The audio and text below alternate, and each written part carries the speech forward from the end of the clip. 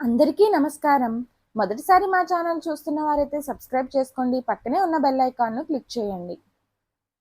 1983 నుంచి నేను ఒక్కడినే నిత్య పూజలు, మఠం నిర్వహణ చూసుకోవడం చాలా కష్టంగా ఉండేది కనుక స్వామివారి అనుమతితో 1983 మే 29 ఆదివారం తెల్లవారుజామున 5:30 గంటలప్పుడు బాల పెరియవాకు శ్రీ కామాక్షి అమ్మవారి ఆలయ కోనేరులో పవిత్ర జలాలతో సన్యాస దీక్షను ఇచ్చి శ్రీ కామకోటి పీఠం 70వ పీఠాధిపతిగా పట్టం కట్టాను.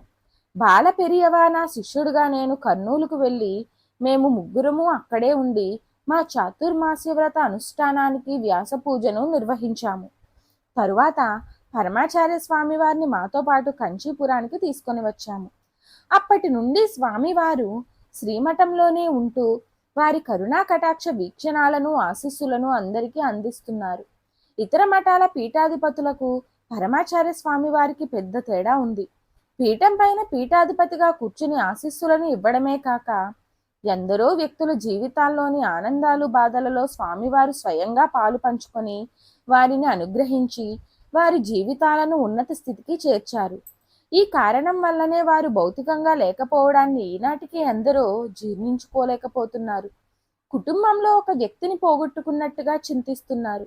వారు ఒక సాధారణ పీఠాధిపతి అయ్యుంటే అది వేరే విషయం.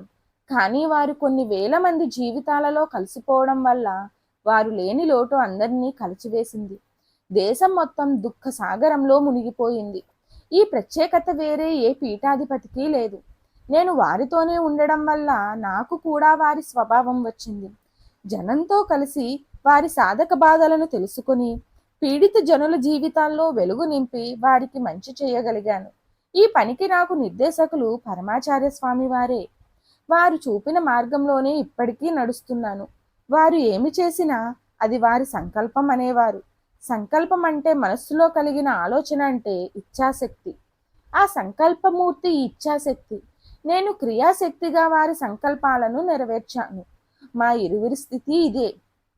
కేవలం పీఠాధిపతిని చెయ్యకుండా ఈ పీఠం ప్రజల కోసం స్థాపించబడింది. సామాన్య ప్రజల కోసం, ధర్మం కోసం, ఆస్తికం కోసం, అన్మీహం కోసం మరియు వాటి ఉద్ధరణ కోసం. అందులో వారు నాటిని విత్తు పెంచిన చెట్టుకు నేను కేవలం సహాయంగా ఉండి ఇన్ని సేవలతో అతిపెద్ద వృక్షంగా ఎదగడం చూశాను. ఈ వృక్షం పెద్దదై ఫలాలు ఇవ్వడానికి సిద్ధమవుతున్న తరుణంలో స్వామివారి శరీరం వెళ్ళిపోయింది. ఒకవైపు ఈ ప్రభావం ఎన్నో లక్షల మందిపై ఉంది.